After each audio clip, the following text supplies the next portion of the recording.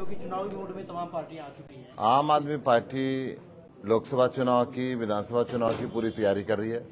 उसी कड़ी के अंदर 22 के 22 जिलों के अंदर कार्यकर्ता सम्मेलन हम कर रहे हैं। कार्यकर्ताओं से मिल रहे हैं, किस प्रकार से पार्टी को और मजबूत तरीके से संगठन पार्टी के लिए काम करे और पार्टी सारे चुनाव जीते। आज हरियाणा के अंदर हरियाणा सरकार ने चारों तरफ से हरियाणा को बंधक बना के रखा हुआ है। किसान आंदोलन के नाम पे सरकार इंटरनेट बंद करके बैठी हुई है, पंजाब बॉर्डर को बंद करके बैठी हुई है, चंडीगढ़ बॉर्डर को बंद करके बैठी हुई है, दिल्ली बॉर्डर को बंद करके बैठी हुई है। लोगों का आवागमन खत्म हो गया है। भयंकर नुकसान अर्थव्यवस्था का इससे हो रहा है। इंटरनेट बेस्ड सारी सर्विसेज रुक चुकी हैं। लोगों के जो ब्याह शादी रिश्तों के लिए इधर उधर आना जाना बंद हो चुका है, व्यापार बंद हो चुका है, आवागमन ट्रांसपोर्ट के अंदर घट गया है। ये स्थिति हरियाणा के अंदर है। और किसान आज से 3 साल पहले लगभग 1.25 साल तक आंदोलन पे बैठा। 750 किसानों ने शहादत दी। प्रधानमंत्री ने 3 काले कानून माफी मांग के वापस लिए और यह वायदा किया कि मैं बहुत जल्द संसद के अंदर एमएसपी की गारंटी का कानून लेके आऊंगा। 3 साल इंतजार करके किसान प्रधानमंत्री को मिलकर वो वायदा पूरा करवाना चाहते हैं। खट्टर साहब उनको रोक रहे हैं। हरियाणा से तो वो कुछ मांग नहीं रहे, हरियाणा से केवल जा रहे हैं। और इस देश के अंदर निर्बाध आवागमन है, इस पे कोई पाबंदी नहीं है। परंतु हरियाणा सरकार पंजाब हरियाणा हाईकोर्ट के निर्देशों को ताक पे रखते हुए, कानून को ताक पे रखते हुए छावनी बना के बैठे हुए बॉर्डरों के, जैसे कोई दुश्मन देश के लोग आक्रमण करने के लिए आ रहे हैं। ऐसा किसानों के साथ बर्ताव किया जा रहा है। प्रधानमंत्री जी अभी रेवाड़ी आए थे। बेरोजगारी हरियाणा के अंदर इतनी है, 2 करोड़ रोजगार देने की उन्होंने बात की थी। रोजगार पे एक शब्द नहीं बोले। हरियाणा के हर घर के अंदर नशा फैल रहा है, नशे पे एक शब्द नहीं बोले। केवल और केवल भ्रष्टाचार और अपराध हरियाणा के अंदर बढ़ता जा रहा है।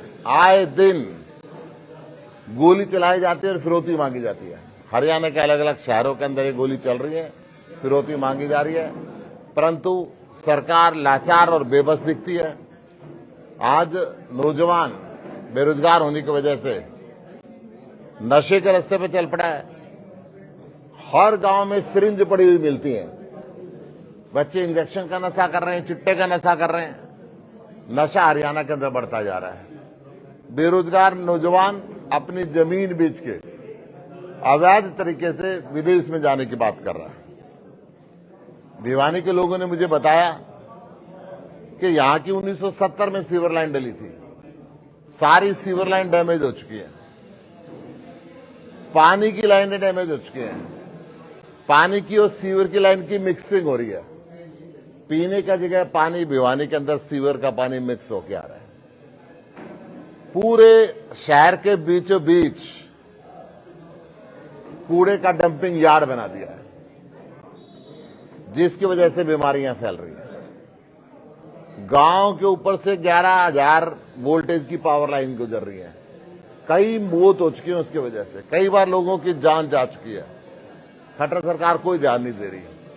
और अभी ताजा एक गुजरात से राजस्थान होते हुए, हरियाणा होते हुए, दिल्ली बॉर्डर होते हुए बॉर्डर तक एक हाईटेंशन की तार जा रही है। दादा लाई गुंडागर्दी चल रही है। किसान के खेत में किसान की बिना सहमति के हाईटेंशन की तारें गुजरती हैं। जब तारें गुजरती हैं फिर ये कहते हैं कि हमारा 30-30 मीटर इसका राइट ऑफ वे है तारों का, यानी 90 फुट एक तरफ और 90 फुट एक तरफ कुछ बना नहीं सकते। उसके जमीन की कीमत चवन्नी भी नहीं रहती और किसान को 1 रुपया नहीं मिलता। उसके खेत में खंभा गाड़ दिया जाता है टावर का, पूरा एकड़ खराब हो जाता है। 700 गज का मुआवजा देते हैं। किसान को उसका भी उचित मुआवजा मिलना चाहिए, बाजार भाव से कम मुआवजा मिलना चाहिए उसको पूरा। आज चारों तरफ सरकारी वर्ग परेशान है। क्लर्कों को उन्होंने 35,700 रुपए का वायदा किया था, 21,400 रुपए में दे दिया, अपना वायदा करके मुकर गए। नर्सें हड़ताल पर रही, डॉक्टर हड़ताल पर रहे, सारे के सारे आज भारतीय जनता पार्टी की सरकार नकारा सरकार साबित हो चुकी है। ना सरकारी वर्ग खुश है, ना नौजवान खुश है, ना किसान खुश है, ना महिला खुश है। अब हरियाणा के लाल अरविंद केजरीवाल को हरियाणा की जनता चाहती है। हरियाणा के अंदर भी दिल्ली की तरह 24 घंटे फ्री बिजली चाहती है, 24 घंटे फ्री पानी चाहती है। दिल्ली और पंजाब की तरह अच्छे स्कूल चाहती है, अच्छे हॉस्पिटल चाहती है, बिना खर्ची पर्ची के रोजगार चाहती है। हरियाणा के लाल अरविंद केजरीवाल को चाहती है। 2024 के अंदर आम आदमी पार्टी 90 की 90 विधानसभा सीटों पर चुनाव लड़ेगी और भारी बहुमत से दिल्ली और पंजाब की तरह सरकार बनाएगी। लोकसभा के 10 की 10 सीटों पर हम तैयारी कर रहे हैं। टीम इंडिया का हम पार्ट है। राष्ट्रीय नेतृत्व इस देश के हित में जो फैसला लेगा हम उसको पालन करेंगे। लेकिन कांग्रेस तो नकार चुकी है। लेकिन इंडिया के जो भी दल थे वो कहीं न कहीं जेल जाने के डर से सहमे हुए हैं। हर कोई जो है पीछे। अरविंद केजरीवाल और इसके सिपाही आज किसी से ना डरते ना झुकते। अरविंद केजरीवाल की सरकार में सर्वश्रेष्ठ हिंदुस्तान के शिक्षा मंत्री मनीष सिसोदिया जी को 1 साल से जेल में इसलिए डाल रखा है कि उन्होंने अच्छे स्कूल बनाए, अच्छे कॉलेज बनाए, अच्छी यूनिवर्सिटी बनाई। 2 साल से सत्येंद्र जैन को जेल में इसलिए डाल रखा है कि उन्होंने दिल्ली के सारे हॉस्पिटलों में एयर कंडीशन कर दिया। हर गांव में मोहल्ला क्लिनिक बना, मोहल्ला क्लिनिक का कंसेप्ट पूरी दुनिया को दिया। मैं यही बता रहा हूं। मुखर आवाज में बोलने वाले सांसद संजय सिंह को जेल में डाल दिया कि ये संसद के अंदर नरेंद्र मोदी के खिलाफ बोलते हैं। अब ये अरविंद केजरीवाल को जेल में डालना चाहते हैं। अवैध इलीगल नोटिस देते हैं। जब ईडी उन नोटिसों के लिए कोर्ट में चली गई, अब कोर्ट तय करेगा ना, ईडी गई है कोर्ट में। असंवैधानिक नोटिस है, वो इलीगल नोटिस है। उन नोटिसों के अंदर ये नहीं बताया गया कि अरविंद केजरीवाल को बुला रहे हैं, कि दिल्ली के मुख्यमंत्री को बुला रहे हैं, कि आम आदमी पार्टी के राष्ट्रीय संयोजक को बुला रहे हैं। उस नोटिस के अंदर ये नहीं बताया गया कि उनको बतौर गवाह बुला रहे हैं या बतौर अक्यूज बुला रहे हैं। अरविंद केजरीवाल जी लिख के दे चुके हैं, जब भी संवैधानिक नोटिस आएगा आप उसका पालन करें। सर ममता हो या फिर कुमारी मायावती हो या फिर फारूक अब्दुल्ला हो, एक एक करके सभी जो है। मैं ये कह रहा हूं कि ये अघोषित सी इमरजेंसी इस देश के अंदर ईडी और सीबीआई ने लगा रखी है। परंतु अब हरियाणा ही नहीं, पूरे देश की जनता इस बात को समझ रही है। भारतीय जनता पार्टी के तानाशाही रवैये को समझ रही है। विपक्षी पार्टी को जो बंद कर रहे हैं उसको समझ रही है। और अब 2024 में जनता इसका जवाब देगी। आपने आरोप लगा रहे फिर भी बीजेपी कह रही थी 370 पार होगी और जो एनडीए है वो 400 पार होगी। बीजेपी ऐसे ही बोलती है। पिछली बार भी हरियाणा के अंदर 75 पार का नारा दिया था, फिर जिसको पानी पी पी के गालियां देते थे उसके साथ गठबंधन में सरकार बनाई। अब बीजेपी कमजोर हो चुकी है। आम आदमी पार्टी क्या कोर्ट में विश्वास करती है? आप कहते हो कि उनको अंदर डाल दिया, जेल में डाल दिया, आदेश कोर्ट ने किए होंगे। दूसरी बात, कोर्ट ने नहीं किया आदेश, कोर्ट ने नहीं किए। कोर्ट ने, सुप्रीम कोर्ट ने यह कहा कि तुम्हारा केस जब कोर्ट में जाएगा तो 4 तारीख पे नहीं चलने वाला, ये केस खारिज हो जाएगा। ये ईडी ने डाले। मेयर चुनाव को लेकर क्या कहे? चंडीगढ़ मेयर चुनाव में आपके 3 जो पार्षद थे वो छोड़ करके रातों रात जो है, मैं आपको वही बता रहा हूं। आपको मेयर चुनाव के अंदर सारे देश ने देखा कि किस प्रकार बीजेपी ने वोटों की चोरी करी, किस प्रकार एक कैमरा चालू रह गया। मामला सब अब जी सब्सिडीज नहीं है। मैं आपको फिर बता रहा हूं, आज कोर्ट में तारीख सुनवाई थी, अभी चल रही है। आज कोर्ट में तारीख थी। कोर्ट ने कहा था कि लोकतंत्र की हत्या हुई है। सुप्रीम कोर्ट ने कहा था कि भारतीय जनता पार्टी के पीठासीन अधिकारी ने लोकतंत्र की हत्या की है और लोकतंत्र की हत्या हम नहीं होने देंगे। सुप्रीम कोर्ट ने कहा था। जो अरविंद केजरीवाल ने कहा वही सुप्रीम कोर्ट ने कहा। और सुप्रीम कोर्ट की सजा से डरते हुए उस मेयर ने आज इस्तीफा दिया कि जब ईडी और सीबीआई एक छोटे छोटे काउंसलरों के पीछे लगा दी जाए, उनको जेल में डालने का धमकी दी जाए, तो कमजोर करने की कोशिश करती है। आप कहते हो कि जो है किसानों को रोका जा रहा है दिल्ली जाने से।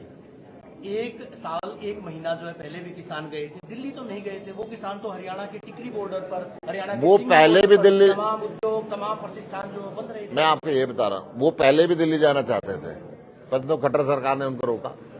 खट्टर सरकार को मैं कह रहा हूं, हरियाणा को क्या नुकसान कर रहा था किसान? हरियाणा से तो दिल्ली जा रहा था, क्यों रोका? दिल्ली में जाते वो, दिल्ली के रामलीला मैदान की परमिशन उनको मिलती, क्यों नहीं जाने दिया?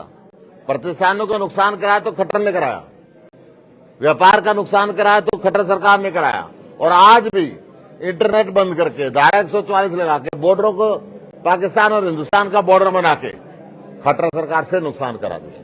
पंजाब में आपकी सरकार है, दिल्ली में आपकी सरकार है, हरियाणा के किसानों की परवाह है आम आदमी पार्टी को? पानी का जिक्र नहीं किया जाता कभी भी। जब पानी देने की बात होती पानी का है, जिक्र तमाम सारे विधायक मंत्री इकट्ठे होते हैं कि हरियाणा को पानी नहीं देंगे। मैं आपको ये बता रहा हूं, पानी का जिक्र 2014 में नरेंद्र मोदी प्रधानमंत्री ने किया था। रेवाड़ी के अंदर आए थे वो, उन्होंने कहा था कि हिंदुस्तान का 65% पानी बह के पाकिस्तान में जा रहा है, उस पानी पे हरियाणा का हक है, उस पानी के ऊपर पंजाब का हक है, उस पानी के ऊपर राजस्थान का हक है। मैं उस पानी को वापस लेके आऊंगा। 10 साल में एक बूंद वापस लेके आए, एक बूंद रोका? मैं आपसे पूछ रहा हूं, 1966 के अंदर हरियाणा बना था, तब से ये रोला चल रहा पानी का। उसके बाद कोर्ट ने मैं सुनिए मेरी बात को, सुनिए, आपके क्वेश्चन का जवाब सुनिए। 1966 से लेकर 2024 आ गया, 2023 में आम आदमी पार्टी की सरकार बनी। वहां तीनों जगह, पंजाब में भी, हरियाणा के अंदर भी और केंद्र के अंदर भी, बीजेपी की सरकार भी रह ली, कांग्रेस की सरकार भी रह ली। ये मुद्दा उन्होंने हल तो नहीं किया। ये SYL उन्होंने बंद कराई थी ना, उनसे तो सवाल नहीं पूछा कभी। पानी बांटना देश के प्रधानमंत्री का काम है। देश का प्रधानमंत्री, सुप्रीम कोर्ट ने भी कहा कि केंद्र सरकार मूक दर्शक बन के तमाशा नहीं देख सकती, उनको फैसला करना पड़ेगा। पानी भाखड़ा नंगल से बंटना है, पानी किसी राज्य ने नहीं बांटना। पानी जब भाखड़ा नंगल से बंटना है तो केंद्र सरकार, देश का प्रधानमंत्री इस पानी को दे हरियाणा। अब साधारण है कि हरियाणा राजस्थान को कुछ पानी देगा। देखिए, कल तक रो रहे थे मेरे पास पानी नहीं है, आज राजस्थान में बीजेपी की सरकार आ गई तो हरियाणा का पानी और वहां भेज दिया। क्यों? वहां लोकसभा की सीट फालतू है इसलिए बस। हरियाणा वाले तो पहले ही परेशान है, फिर हरियाणा का पानी राजस्थान को क्यों भेज रहा है? जब पानी की कमी है और सारे दिखते हैं, आज हरियाणा का पानी राजस्थान को क्यों भेजा जा रहा बताए? आज से पहले तो नहीं गया, क्योंकि वहां बीजेपी की सरकार आ गई, वहां पे लोकसभा की सीट फालतू है, वहां पे इनको वोट चाहिए। हरियाणा वालों से क्या चाहिए? हरियाणा के मुख्यमंत्री कहते हैं कि जो बॉर्डर पर लोग बैठे हैं वो पंजाब सरकार द्वारा प्रायोजित है, तमाम लोग आम आदमी पार्टी द्वारा प्रायोजित है। कितना इत्तेफाक है? हरियाणा का मुख्यमंत्री पिछले चुनाव के अंदर, पिछले आंदोलन के अंदर ये कहता था ये पाकिस्तानी है या खालिस्तानी है, मेरे पास पुख्ता सबूत है, रुक के मार मार के कहता था। और इन 3 काले कानूनों की तारीफ करता था। तीनों काले कानून तो प्रधानमंत्री ने माफी मांग के वापस ले लिया, हमारे से गलती होगी। वो पुख्ता सबूत कहां गए इसके? दिखाए क्या? एक मुख्यमंत्री के संवैधानिक पद पे बैठ के झूठ बोलता है और आज फिर झूठ बोलता है। खुद भगवंत मान किसानों के साथ बैठा केंद्र सरकार से वार्ता के लिए कि किसी तरीके से चीजें आगे बढ़े, परंतु केंद्र सरकार MSP ना देने पे आमदा है। हरियाणा के किसान जो है, हरियाणा के किसान संगठन, भारतीय किसान यूनियन की बात करें या फिर बात खा पंचायतों की करें, वो किनारा कर चुके हैं इस आंदोलन से। आपने देखा, किसान नेता जो मर्जी के नारा करते रहे, किसान बैठा हुआ है टिटोली टोल पे। आपने उस ACP की भाषा को सुना था? कितनी खतरनाक भाषा वो बोल रहा था किसान के लिए, अपशब्द करने के लिए। आपने उस ACP से जाके इंटरव्यू किया क्या? किया उसका इंटरव्यू? ऐसी भाषा क्यों बोली उसने?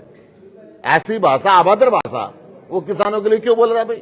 हरियाणा पुलिस को क्या अधिकार है अपने खेत में से उसको उठाने का? मैं ये कह रहा हूं, ये तानाशाही रवैये को छोड़ दें। नहीं कि राजनीतिक महत्वाकांक्षा कही है। जगजीत सिंह डल्लेवाल कहते हैं पूरे मामले में कि बहुत थोड़ा समय बचा है, मोदी का ग्राफ लगातार बढ़ा है राम मंदिर की वजह से, इस वजह से अभी घेरना होगा। कुछ इस तरह का देखिए, बयान आपने सुना होगा। मैंने ये भी सुना है, जब टमाटर की फसल आती है तो 98 किलो बिकता है। किसान की आंख में से आंसू आते हैं, खड़े खेत में ट्रैक्टर घुमाता है, वो बिक नहीं पाते। और जब उपभोक्ता का, गृहिणी का खरीदने का समय आता है तो 150 रुपए किलो टमाटर बिकता है। ये इस देश में क्या चल रहा है? क्यों सरकार MSP का कानून नहीं लेके आती? क्यों कृषि पर आधारित इंडस्ट्री नहीं लगाती? मैं भिवानी के अंदर बैठा हूं, भिवानी से इंडस्ट्री पलायन करने लगी है, एक नई इंडस्ट्री भिवानी के अंदर नहीं लगी। ये सोचना पड़ेगा खट्टर सरकार को, किस बात की दुश्मनी किसानों के साथ ले रही है और किस बात के दुश्मनी भी होने वालों के साथ दे रहे हैं। लोटस ऑपरेशन कब रुकेगा? जिस तरह से तमाम लोगों को बीजेपी में ज्वाइन करवाया जा रहा है, चाहे आपके आम आदमी पार्टी, अशोक तंवर जी को भी चंद रोज पहले यहाँ आए थे, वो कह रहे थे कि मैं पार्टी नहीं छोड़ूंगा किसी भी तरह से, आम आदमी पार्टी के साथ था हूँ। कहीं ऐसा तो नहीं हो सकता कि सुशील गुप्ता जी भी कुछ दिन बाद जो है बीजेपी ज्वाइन कर लें? ऑपरेशन देखिए, लोटस की जो बात है, ऑपरेशन लोटस जो मर्जी चलाए, आम आदमी पार्टी का एक एक व्यक्ति 1.5 लाख पदाधिकारी हैं हमारे हरियाणा के अंदर, सबसे मजबूत संगठन है। हमारे 2-2 मंत्रियों को इनको अंदर दे रखा है। ये तो आए गए लोग एक आधे परखे नहीं जाते, चले जाते हैं धमकियों में, मगर आम आदमी पार्टी का जो जुनूनी कार्यकर्ता है वो किसी की धमकी नहीं खाता। बजट से क्या उम्मीद? दौड़ने लगा था आम आदमी पार्टी में कि कदर नहीं होती वहाँ पर, हम देखिए। देखिए, हमने तो उनको नेता बना के रखा था, मंच पे बैठते थे, अब वो कह रहे मैं मजदूर हूँ, अब वो वहां पर जाकर है मजदूर, मंच के ऊपर नहीं बैठता। ये तो उनको सोचना है कि उनको नेता बनना है कि मजदूर बनना है। हरियाणा के बजट से गुप्ता जी आपको क्या उम्मीद लगती है? कल से बजट सत्र शुरू होगा। देखिए, बजट में सबसे पहले उनको शिक्षा के लिए बजट बढ़ाना चाहिए। दिल्ली सरकार 26% बजट शिक्षा पर खर्चती है, दिल्ली सरकार 13% बजट हेल्थ पर खर्चती है, वो उनको खर्चना चाहिए। किसानों की फसल बर्बाद होगी, अभी तक मुआवजे नहीं दिए। खट्टर सरकार पहली सरकार है जिसने, केंद्र सरकार ने कानून बनाया कि किसान की जमीन अधिग्रहण होगी तो 4 गुना मुआवजा मिलेगा। खट्टर सरकार ने उस कानून को स्क्रैप कर दिया कि उतना ही मिलेगा जितने मार्केट भाव है। क्यों भाई? हरियाणा के किसानों से उनको क्या दुश्मनी है? बजट के अंदर इसको दोबारा प्रावधान करना चाहिए कि 4 गुना मुआवजा मिलेगा। जो बिजली के तार खेतों में से जा रहे हैं उसका मुआवजा मार्केट रेट पे उनको देना चाहिए। क्यों किसान के सहमति के बिना तार जा रहे हैं? क्यों किसान की जमीन की कीमत 0 करके उसको 1 रुपया नहीं दे रहे? खट्टर सरकार को हेल्थ पे, एजुकेशन पे, बिजली पे, पानी पे बजट बनाना पड़ेगा और रोजगार पैदा करना पड़ेगा। आज रोजगार हरियाणा के अंदर है नहीं, बेरोजगार युवक अपराध के रास्ते पे चल रहा है, नशे के रास्ते पे चल रहा है। खट्टर सरकार को इधर ध्यान देना पड़ेगा। अभी तैयारियां मुकम्मल मानते हो आप चुनाव के लिए? 100% मुकम्मल है। आम आदमी पार्टी हर तरीके से तैयार है। खट्टर सरकार पहले भी गुड़गांव में कॉर्पोरेशन के चुनाव से भागी, फरीदाबाद में 2 साल से भागी हुई है, सब जगह ये चुनाव से भागती जा रही है। लेकिन ये तो लोकसभा में कहते हैं कि हम तो 400 पार जाएंगे, 370 के साथ, तो उसके बाद बाकी एनडीए। ये लोकसभा की 542 सीटें हैं, ये कल ये भी कह सकता है हमें 600 मिलेगी इसमें से। इनकी बात में ज्यादा विश्वास मत करना। चलिए ठीक है, धन्यवाद।